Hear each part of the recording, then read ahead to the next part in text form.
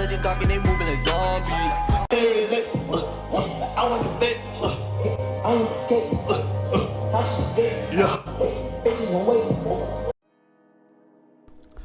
So as you seen in the beginning clip, a Pretty Boy Fredo posted, I think it's on Twitter, this clip of him using a legend account. And if it is true that he is returning, this was most likely the build he was on. I was looking at the takeover, the build, how tall he was, and so I think I got a good idea on what it was. So of course it's offensive threat. 99% of people use this pie chart for the offensive threat, and this physical pie chart. And I believe legends usually like to get more badges in the categories that they could dominate in. So we're gonna go up to 16 here. Of course they want max shooting, so we're gonna go all the way to 21. And for this is the difference between a lot of the offensive threats, well, the ones I've seen, only 13 playmaking, because that legend you're gonna have 23, and 23 is kind of, it's still overkill if you only get gold playmaking badges.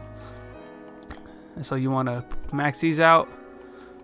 And I don't know what he did with the blocks or the rebounds, but if you want more badges, go to defensive rebound.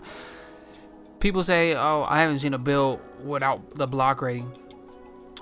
So yeah, you can't get as many blocks, but if you have bronze chase down and rim protector, you will get blocks on the fast breaks, because I've got a snatch block on my scoring machine who has no block rating. I think it's like a 30.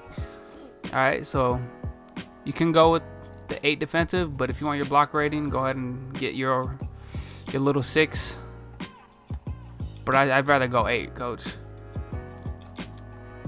And now this is where I kind of had a hard time. Was he 6'2" or was he 6'3"? And I want to say he was 6'3", because there's not really a big difference between 6'2" and 6'3". The thing is about the 6'2", you can speed boost off rip. Watch, I'll show you. So minimum wingspan, you get an 87 ball control off rip, and your mid range is higher.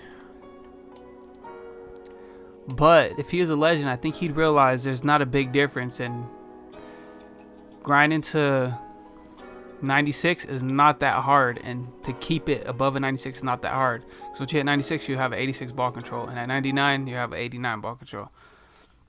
So one above max.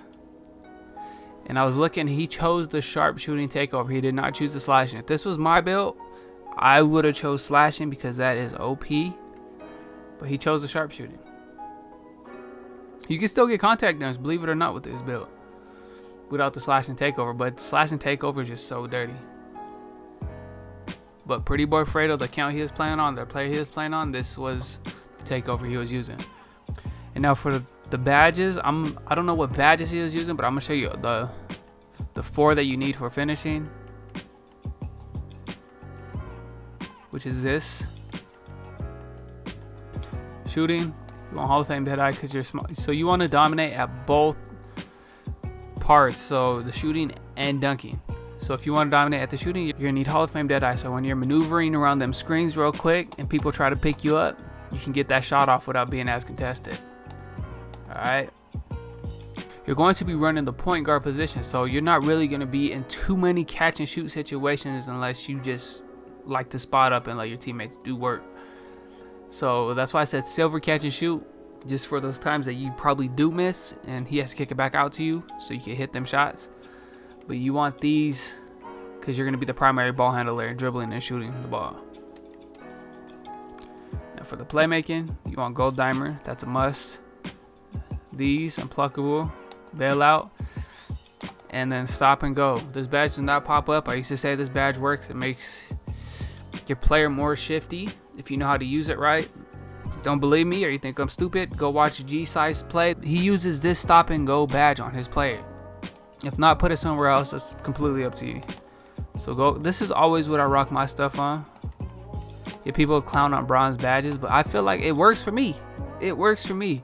People can still make stuff on you with gold intimidator on it. It just depends on your perimeter defense rating on how much you can contest them. Yeah, intimidator helps a bit, but people will still make shots on gold intimidator. So I put it down to bronze so I could get all these little extras. And believe it or not, and you guys know this, This rim protector, this bronze rim protector, and this chase down do work. And this interceptor don't work all too well unless you're locked down.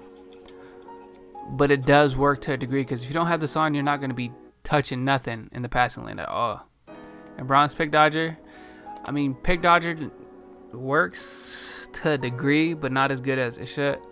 So I'll put it down to bronze, because I'm not going to waste badges on gold pick dodger, and I'm going to still be getting screened out of my mind. So, and this is a great build at legend. So hope you like this video, and until next time, I'm out.